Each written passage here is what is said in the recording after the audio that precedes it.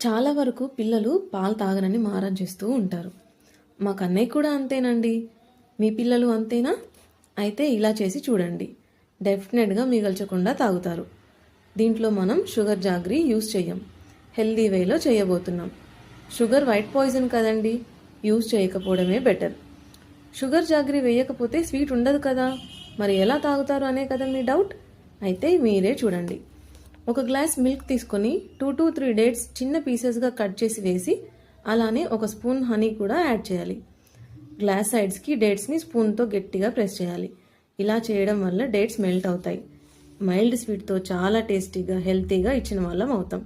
ఈ రెయినీ సీజన్లో పిల్లలకి హనీ ఇవ్వడం వల్ల పిల్లల్ని జలుబు దగ్గు నుంచి కాపాడుకోవచ్చు.